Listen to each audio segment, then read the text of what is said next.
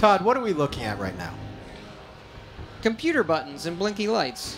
But why are we looking at so many computer buttons and blinky This is lights? sort of a, you go 4 years on something with a group of 100 people, and that's what we spend our entire days doing. Like, we live with this.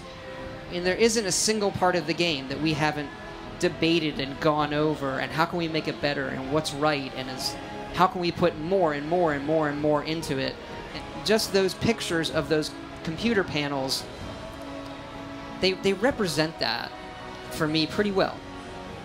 So you talk about building these worlds and building them from the ground up and trying to capture all those details. Now you're making a game that's coming out to the PS4, the Xbox One, and the latest PCs. What does having that extra horsepower working on current-gen consoles allow you to do, especially in terms of details, that you weren't able to do before? Most games today have really good graphics. Mm-hmm.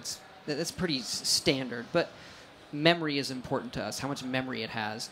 Is we can make a world that has more, not just more details, but more dynamic details that we can keep track of, or we can stream in and load quicker, and all of that suspends your disbelief that this is a real world.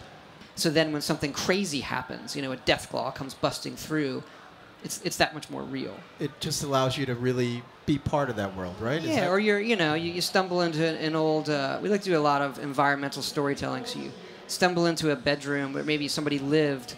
It's just like a little beats of your own private thinking in those moments. Todd, another thing you talked about is building the game on an upgraded version of the Creation Engine. You mentioned full physical base rendering and dynamic volumetric lighting.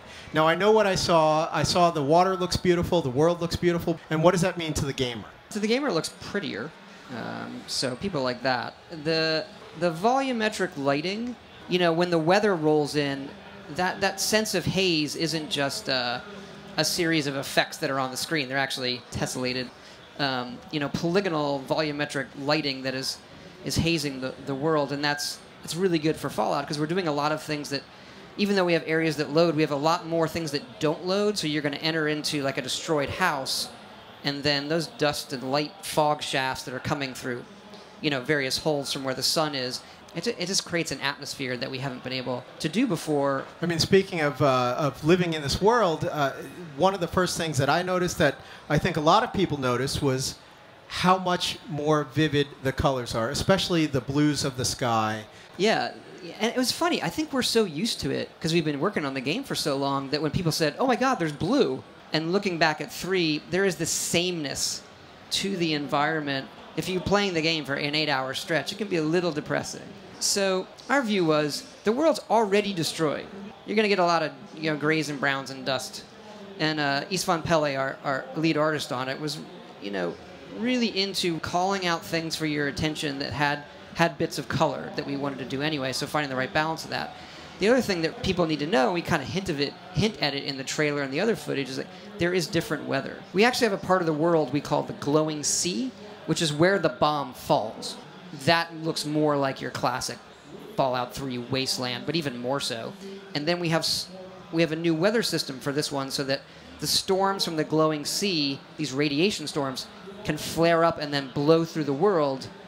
And when the lightning goes off, you get radiated. But that creates a very post-apocalyptic look. And so having that change while you're playing the game is really important to us.